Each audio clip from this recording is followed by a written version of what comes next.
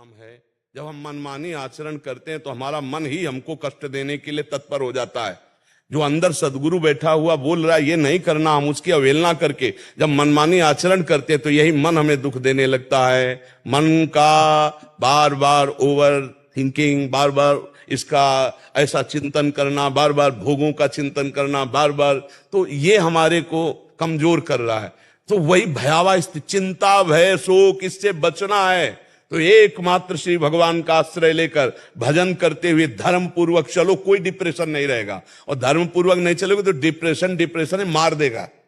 यही मन तुम्हें जहर खवा देगा, यही मन तुम्हें फांसी में टंगवा देगा, यही मन तुम्हें जेल पहुंचा देगा, यही मन तुम्हें नर्क पहुंचा देगा। इसीलिए यह अध्यात्म बना हुआ है।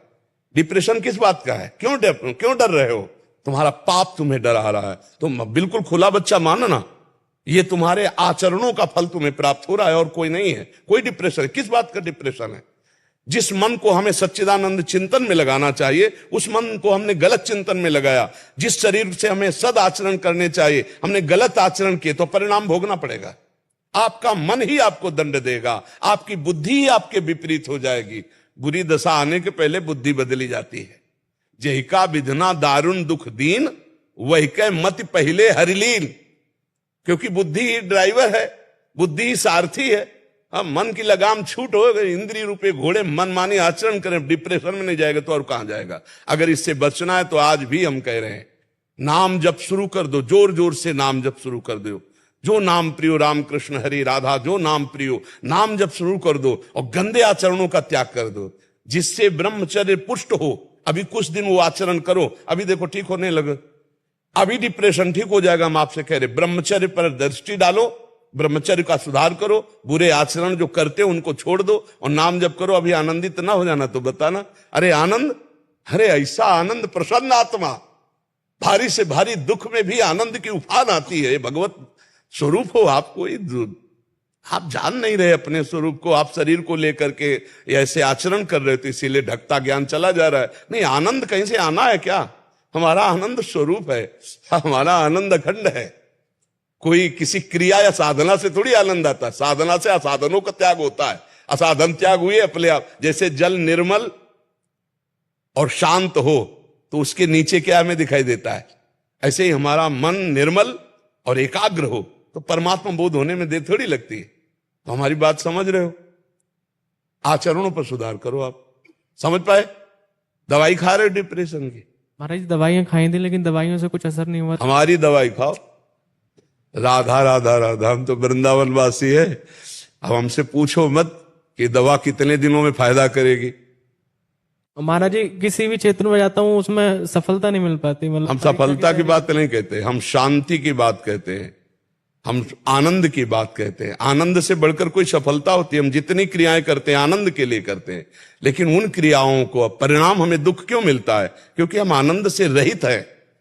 हम वो क्रियाएं जो कर रहे हो हमें आनंद को ढकने वाली क्रियाएं हैं, करते हैं सुख के लिए और भोग रहे हैं दुख। इसका मतलब है कि हमारी क्रियाएं गलत हैं। अगर हम सत्शास्त्र सम्मत क्रियाएं करेंगे, भगवद अर्पित क्रियाएं करेंगे, अरे बहुत आनंद का मार्ग है ये अध्यात्म। ऐसा डिप्रेशन काहे का डिप्रेशन?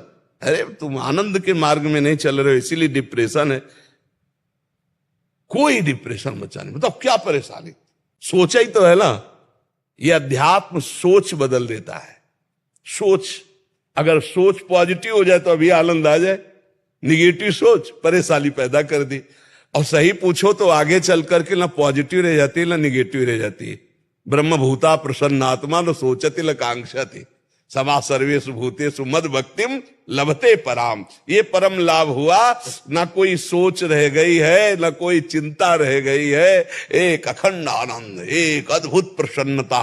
क्यों? ये हमारा स्वरूप है, ये कहीं ऐसे आला जाला नहीं, यही हमारा स्वरूप है। हम अपने स्वरूप को भूल करके जो देह भाव से आचरण कर रहे हैं तो यही तो जहर खवा देता है मन। अब क्या होगा?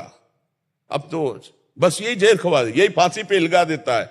ये जो आजकल थोड़ा सा पराजय हुई, देखो शास्त्र का ज्ञान ना होने के कारण कितनी बड़ी हानि समाज में है। थोड़ी सी हानि हुई, अब जीना क्या? पराजय हो गई, अब जीना क्या? दुख आ गया, जीना क्या? फसल नष्ट हो गई, जीना क्या? परीक्षा में फेल हो गए, जीना क्या? धंधा चौपट हो गया, जीना। यही हमारा जीवन है। अरे हम भगवान के अंश है, इस बार हार हुई तो आगे विजय होगी। ये बुद्धि, इसी बुद्धि को ठीक करने के लिए ईश भजन सारथी सुजाना, बुद्धि रूपी सारथी को ठीक करना है। तो जो नाम प्रियो राम कृष्ण हरि जो भी, हम तो वृंदावन वासी, राधा उपासी, राधा राधा राधा, इसी से परमानंद की अनुभूति, राधा राधा राधा। आपको जो नाम प्रियो नाम जपना शुरू करो, ठीक है। कोई नशा तो नहीं करते, हाँ बढ़िया। कोई गंदी बातें आचरण बंद करो, गंदे दृश्य देखना, गंदी क्रियाएं, गंदे विचार जब रोकोगे तभी आनंद की अनुभूति होगी, ठीक है। और कोई डिप्रेशन नहीं, तुम्हें कोई डिप्रेशन नहीं, छोड़ के अब मुझे डिप्रेशन है, पहले ये छोड़। सबसे बड़ी, एक आदमी को किसी डॉक्टर ने कह दिया कि अब तुम जल्दी मर जाओगे। अब वो ये सोच सोचकर मैं जल्दी मर जाऊंगा बहुत। तो स्वामी सच्चिदानंद जी एक सन्यासी थे, जब उनके यहाँ घर में गए तो बताया कि वो ऐसी स्थिति में, तो उनका वो गए, उन्होंने ऐसे लीला की, नाड़ी पकड़ी, बोले नहीं वो योग तो खत्म हो गया, अब तो आपका भी, अब उठ के चलने लगा, वो आराम से एकदम पूरा नॉर्मल जीवन हो गया। सोच दिमाग। तो आज से तुम मान लो कि तुम्हारा डिप्रेशन खत्म, मान लिया, अब मत कहना डिप्रेशन है। और राधा राधा जपो और अच्छे आचरण करो और खूब अपने कार्य करो, जो घर के कार्य हैं, पवित्र कार्य करो, माता पिता की सेवा करो, मेहनत करके धन कमाओ, दूसरों को सुख प्रदान करो। काहे का डिप्रेशन कि अभी है डिप्रेशन? हाँ बिल्कुल नहीं, इसको स्वीकार। हमारे शास्त्र स्वीकृति से ही भगवत प्राप्ति कह रहे, स्वीकृति से। गुरुजी क्या सिखाए? तत्त्वम आसी, स्वीकृति कर। बस आप ये समझ लो साधना क्या है, केवल असाधन त्याग की है, और भगवत स्वरूप का बोध केवल स्वीकृति से होला है, केवल स्वीकृति से। हमारी स्वीकृति हो गई देह भाव में तो दुर्गति हो गई, और हमारी स्वीकृति हो जाए स्वरूप में ना, तो अभी आनंद की अनुभूति हो जाए। इस समय हमारी स्वीकृति का मतलब अंतःकरण धर्म से बोल रहे हैं कि अंतःकरण यदि समत्व को प्राप्त हो जाए तो अभी भगवत प्राप्ति, अभी आत्मस्वरूप का बोध हो जाए, इसी से आनंद की अनुभूति होगी जी।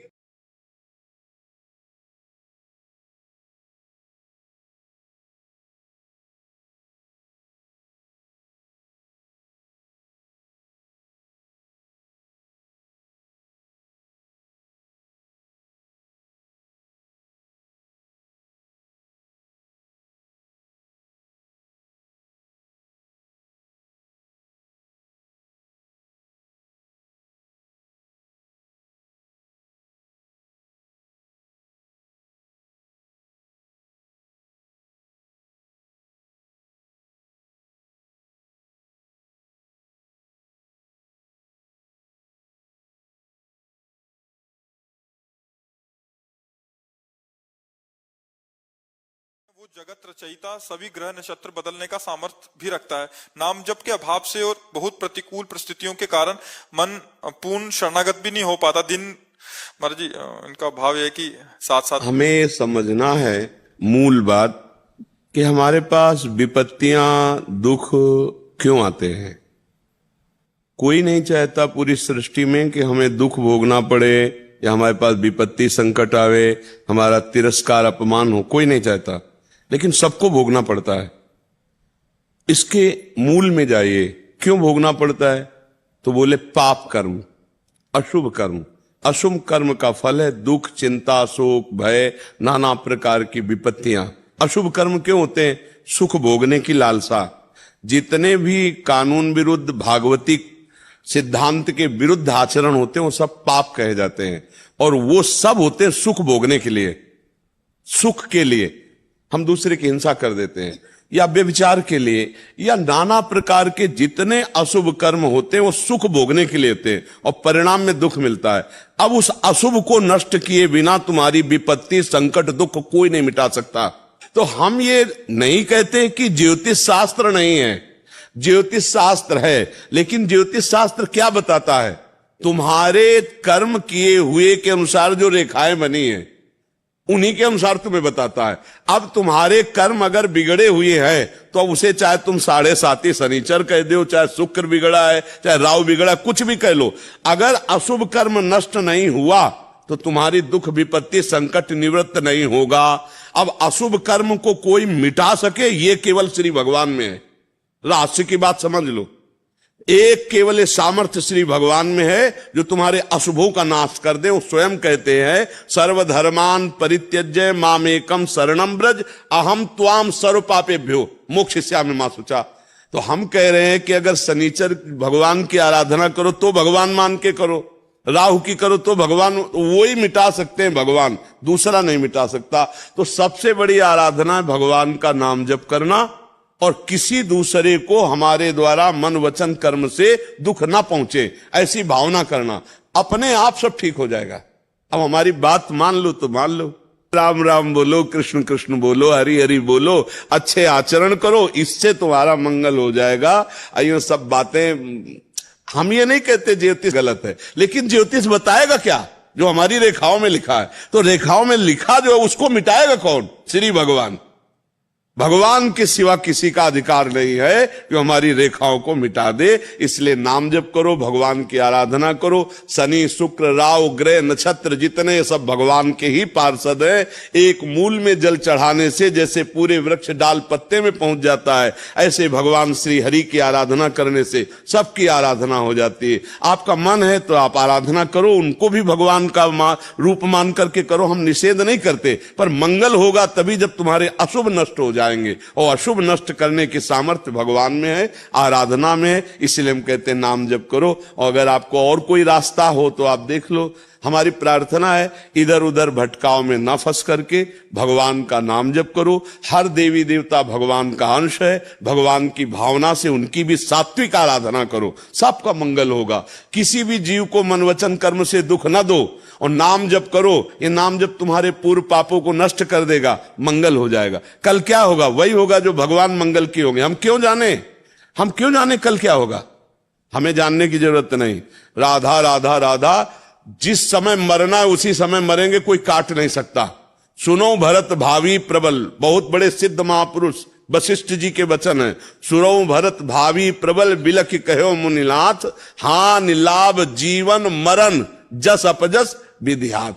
वो पहले से लिख गया है, अमुक जगह अमुक घटना से तुम्हारी मृत्यु होगी, उसे कोई नहीं टाल सकता। अगर टालने वाली बात होती तो दशरथ जी तड़प करके राम जी के वियोग में प्राण त्याग रहे हैं।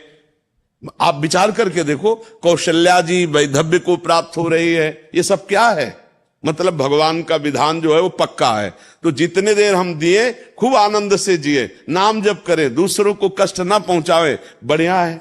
और अगर आपकी श्रद्धा ऐसी पड़ती हो कि हम कुछ मतलब इस तरह का, जैसे जंतुर है, कोई भस्म राख है, कोई ऐसा घोड़े की नाल वगैरह है कि हमारे कर्मों को मिटा देगी, तो हम आपसे बता रहे हैं ऐसी कोई जादू भस्म नहीं तैयार हुई।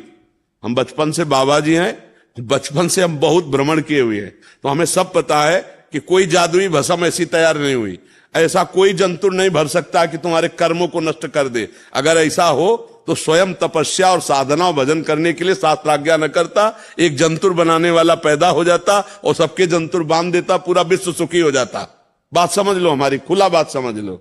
ये अस्पताल ना होते, ये विधान नहीं होते धर्म कर्म करने की। खूब नाम जप करो, दूसरों को सुख पहुंचाओ, इसी से तुम्हारा मंगल होगा। पक्की बात समझ लो, क्योंकि हम बाबा जी काशी सब जगह घूमे हुए, खूब अच्छी जगह, सबको देखे, बड़े बड़े सिद्धों से मिले हुए, कुछ नहीं। हम केवल सत्य वस्तु की बात करते हैं।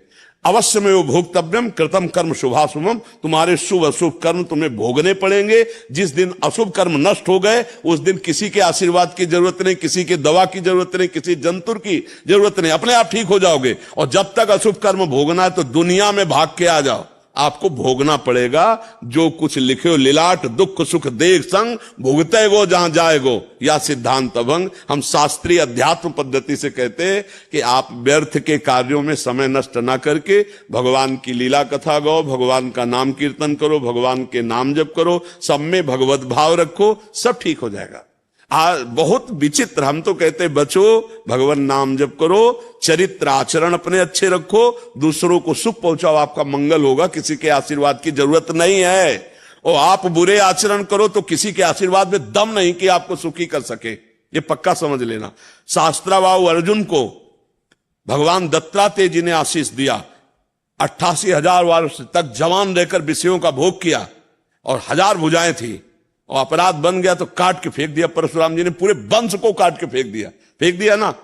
दत्तात्रेय भगवान अवधूत दत्तात्रेय जी का कृपा पात्र था ये शास्त्राबाहु अर्जुन। इसलिए हम करें आचरण ठीक है तो किसी के आशीर्वाद की जरूरत नहीं, और आचरण गलत है तो कोई आशीर्वाद दे दे फिर भी आपका विनाश हो ही जाएगा। इसलिए धर्म से चलो, दूसरों को सुख पहुंचाओ, नाम जप करो। सत्य है ज्योतिष, सत्य है, शास्त्र है, लेकिन ज्योतिष बताता क्या है? हमारे पूर्व के किए हुए कर्मों से बनी हुई रेखा के अनुसार। उसको मिटा कौन सकता है? श्री भगवान। दूसरे में किसी में सामर्थ्य नहीं है। नहीं, मिटा के दिखा देना। भगवान के सिवा कोई नहीं मिटा सकता। भगवान ही एक सर्वसमर्थ है। मेरी प्रार्थना मान ली जाए, इधर उधर धोखेबाजी में फंसकर अपनी श्रद्धा, अपनी भावनाओं को ठेस ना पहुंचाई जाए। हां, कुछ है अनुष्ठान, जिन अनुष्ठानों के द्वारा प्रारब्ध को मिटाने की कोशिश की जाती है, पर वो अनुष्ठान ऐसे झाड़ फूक से नहीं होते। जैसे मृत्युंजय, महामृत्युंजय अनुष्ठान। अब बुलाओ विद्वान ब्राह्मणों को और पवित्रता के द्वारा अनुष्ठान कराओ 11 दिन 21 दिन का, और भारी दक्षिणा, उनका सम्मान करो, परिवर्तन होगा। गायत्री अनुष्ठान करो, परिवर्तन होगा। शास्त्रों में ऐसे है। ये सब ये बहुत बहुत पर्दे के पीछे बिल्कुल आप जो देख नहीं सकते, और पर्दे के बाहर जो आप देख रहे हैं वो है नहीं। ये हमने बहुत जगह देखा है। इसलिए बहुत शांत हमारी बात समझ लो। को न काहू के सुख दुख कर दाता, निज कृत कर्म भोग सुन भ्राता। अपने कर्मों का फल जीव को भोगना पड़ता है, वो मिटा सकते हैं भगवान। तो भगवान का भजन करो, नाम जप करो, भगवान की कथा सुनो, इधर उधर मत भटको। सब देवी देवता जितनी शक्तियां भगवान की हैं, जब आप भगवान के भरोसे में हो तो कोई तुम्हारा अमंगल नहीं कर सकता। और जब अमंगल होना है, भगवान ने पास कर दिया है, क्योंकि हमारे कर्म भोग है, तो कोई बचा नहीं सकता। तो आप ये समझ लो, जहां जाओगे आपको केवल भ्रम मिलेगा। यदि भजन नहीं है आपके अंदर, तपस्या नहीं है, साधना नहीं, व्रत नहीं है, तो कौन तुम्हारे दुख मिटा सकता है?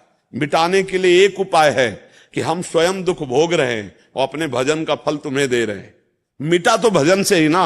मान लो संतों के पास किस बात के लिए जाया जाता है? उनके दर्शन से, उनके संभाषण से, उनकी बात से हमारा कल्याण हो जाएगा, हमारा मंगल हो जाएगा। तो मंगल कल्याण किससे होता है? उनके भजन से। जो रात दिन भजन कर रहे हैं, सर्वे भवन्ति सुखिनः सर्वे सन्तु निरामया, सब तुम्हारा मंगल हो, सब तुम्हारा कल्याण हो। जितना भजन किया वो सब ऐसे। और जो हमारा कर्म है उसे हम भोग लिया और हम भगवत प्राप्त हो गए। न बचा शुभ ना अशुभ। शुभ ले गए आप और अशुभ भोग लिया हम, और निकल गए भगवान की प्राप्ति में। ये राशि की तो मैं बातें बता रहे। अगर समझ में आवे तो समझ लो, और अगर आपको हाथ दिखवाना है, भाग्य रेखा बदलवाने के लिए कुछ करना है, तो आप करके देख लो। जब बदल जाए तो ईमानदारी से आके मुझे बता देना कि अमुक जगह भाग्य बदल गया है, तो अब हम मान लेंगे इस बात को। नहीं तो हम आज तक नहीं देखा है, केवल तुक्का कभी कभी लग गया है। अगर आपका सुधार हो रहा तो उसमें आपका आना, आपका भाव, आपका कर्म है, हमारा उसमें कुछ नहीं। सच्चाई की बात समझ लो। कोई जादू टोना, कोई ऐसा कि कोई मंत्र पढ़ दिया या कोई आशीष, कुछ नहीं। हम ईमानदारी से कह रहे, कुछ नहीं। आपका कर्म, आपका भाव। जैसे आप भाव में भरे हो कि मैं जा रहा हूं, ये संत भगवान है साक्षात, इनके दर्शन से हमें जरूर लाभ मिलेगा, जरूर लाभ मिलेगा, जरूर लाभ में। क्योंकि आपकी भावना है, जाकी रही भावना जैसी प्रभु मूरत देखी। उसमें हमारा कोई चमत्कार नहीं, हमारा कोई भाव नहीं। तो ये सब बाहरी बातें छोड़ो और आप रिटायर हो जाओ और पूरा करके अपनी जो समय पूरी, तो पेंशन तो मिलेगी ना, पेंशन तो मिलेगी। हाँ, तो बस फिर गुरुजी मन स्थिर नहीं रह पाता गुरुजी का। हाँ, देखो आपको सच्ची बात बताएं, मन को चाहिए आनंद, और अनंत जन्मों से हम इसे आनंद ढूंढने की गलत दिशा में ले गए, विषयों की तरफ। भोगों में, विषयों में, रुपयों में, पैसों में, पदों में हम आनंद देखना चाहते हैं, तो आज तक नहीं मिला। आप देख लीजिए कौन सा ऐसा भोग है जो आपने ना भोगा हो। क्या आनंद है? एक नवीन तृष्णा है कि पुनः उसको भोगूं, शायद भोगों में सुख मिल जाए। लेकिन जीवन पूरा का पूरा व्यतीत कर दो, फिर भी आपकी ये अशांति मिटने वाली नहीं। ये तभी होगी। गोस्वामी तुलसीदास जी बड़े अनुभवी महापुरुष हैं। उन्होंने लिखा, तब लगी कुशल न जीव कहूं, सपने हूं मन विश्राम, जब लगी भजत न राम कहूं, शोक धाम तजि काम। समस्त शोकों को प्रदान करने वाले इस काम का त्याग करके जब तक भजन नहीं होगा तब तक स्वप्न में भी मन विश्राम को प्राप्त नहीं हो। तो भगवान की बड़ी कृपा कि आप हमारे राष्ट्र सेवा में जीवन अर्पित किए। अब रिटायर होने का समय आ गया तो आप रिटायर हो जाइए और अब जीवन को भगवान के चरणों में अर्पित कर दीजिए। नाम जप करना, परिवार में रहना, पूरे परिवार को भी भगवान का स्वरूप समझना, बड़े बुजुर्गों की सेवा करना और नौजवानों को राष्ट्रभक्ति की शिक्षा देना। जहां तक बन सके, जैसे आप समर्पित हुए ऐसे 10-20 और समर्पित करवाओ गांव के, उनको तैयार करो। दौड़, आप जानते हो क्या क्या चाहिए, वो तैयारी करके उनको पुष्ट करके राष्ट्र सेवा में समर्पित करो और खुद भगवत चिंतन में अपने आप को, तो विश्राम मिल जाएगा। देख लेना, राष्ट्र सेवा कोई साधारण सेवा नहीं जो आप करके आ रहे हैं, बहुत बड़ी सेवा है। बस इसको ईमानदारी से राष्ट्र सेवा के ही भाव से किया जाए तो अगर राष्ट्र सेवा में भी प्राण चले जाएं और नाम जब चल रहा है राधा राधा राधा और भावना अपने राष्ट्र के प्रति है, तो अगर नाम जप चल रहा है तो उसको भगवत प्राप्ति होगी। और अगर नाम जप नहीं चल रहा और शरीर छूटा तो स्वर्ग की प्राप्ति होगी। अर्जुन जी को कहा है कि अगर जीतोगे तो पृथ्वी का भोग करोगे, और अगर शरीर पूरा होगा, मरोगे तो स्वर्ग का राज्य भोगोगे। लेकिन अगर भगवान का भजन हो गया तो स्वर्ग से भी ऊंचे भगवान के धाम को, भगवान की प्राप्ति होगी। तो आपका बढ़िया कृपा रही कि अभी शरीर सुरक्षित है तो उसको अब घर वालों की सेवा सुख में लगाओ और नाम जप करते हुए भगवान की प्राप्ति, और गांव में रहते हुए 2-4-10 लड़के तैयार करके जवान भारत की सेवा में भेज दो तो मन को बहुत बढ़िया सुख मिल जाएगा, शांति मिल जाएगी। सच्ची बात तो है कि जब तक मन भगवान से नहीं जोड़ा जाएगा तब तक इसको विश्राम नहीं मिलेगा। या हम जिस से मन को जोड़ते हैं वहां से मन अशांत हो जाता है। देख लो ना, जिन जिन भोगों को आप भोगते हो उसके बाद तुरंत उसको नवीन भोग चाहिए, ये नहीं है वो चाहिए। अगर सुख मिला होता तो ये बात खत्म हो जाएगी और मन एकदम शांत हो जाए। वो मिलेगा भगवान में, वो अन्य जैसे केवट जी को मिला, भगवान के चरण धो रहे, अति आनंद उमग अनुरागा, तो आप कह रहे हैं अब कछुनाथ न चाहिए मोरे, अब नहीं चाहिए। ये मिला सुख भगवान के नाम में, भगवान के रूप में, भगवान के चरणों का जो सुख मिलता है, यही मन को विश्राम देता। बढ़िया अवसर आपका है, निकल जाओ, अब अवसर है भगवान के चरण। हाँ, विष्णु प्रिया जी, राजस्थान। राधे राधे महाराज जी।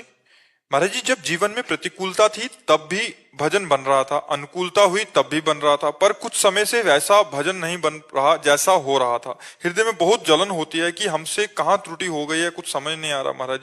दो बातें देख ले। पहले तो देखे किसी वैष्णव का अपराध तो नहीं बना, वैष्णव निंदा सुनना या किसी वैष्णव के प्रति दोष दर्शन। और दूसरा है कि हमारा आहार गलत हो गया।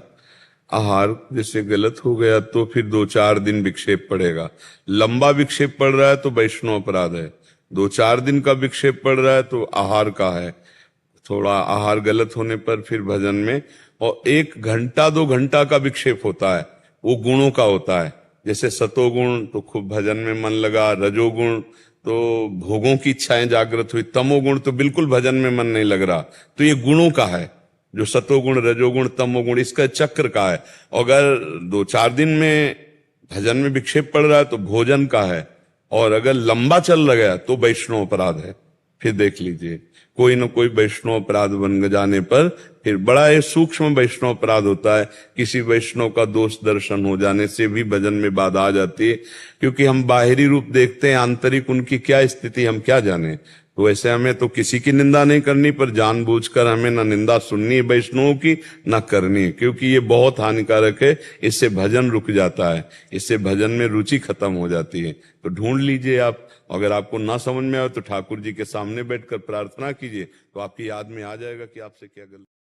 चर्चा होगी तो एक है, जो श्री कृष्ण है वही काली है, जो काली है वही श्री कृष्ण है। मुझे समझने में इतना भी भेद नहीं। जिधर देखो उधर वही परम तत्व है, इसलिए कोई छोटा नहीं। जहां तुम जो हो, देवी उपासक के लिए सर्वोपरि देवी, सब उनके नीचे। शंकर उपासक के लिए शंकर जी सबसे, उनके सब नीचे। कृष्ण उपासक के लिए कृष्ण सर्वश्रेष्ठ, राम उपासक के लिए राम। हमें कोई संशय नहीं, क्योंकि वही तत्व बैठा हुआ है। तो हनुमान जी बन के शंकर जी ही चरण पकड़े राम जी के, और राम जी सेवक बन करके रामेश्वर की स्थापना करते। पर जब लीला में आएगा तो एक स्वामी बनेगा, एक सेवक बनेगा, विविध प्रकार की लीलाएं होंगी। अपने उपास्य देव अपने लिए सर्वोपरि हैं, उनके समान कोई नहीं। तर्क की जरूरत नहीं, मान्यता की जरूरत है। ये सबको मानना चाहिए, एक ही तत्व है, उसमें कोई अंतर नहीं। तो लीला रसास्वादन पाने के लिए चरणों में जाकर के अपने अपने गुरुजनों की आराधना करो, खूब नाम जप करो।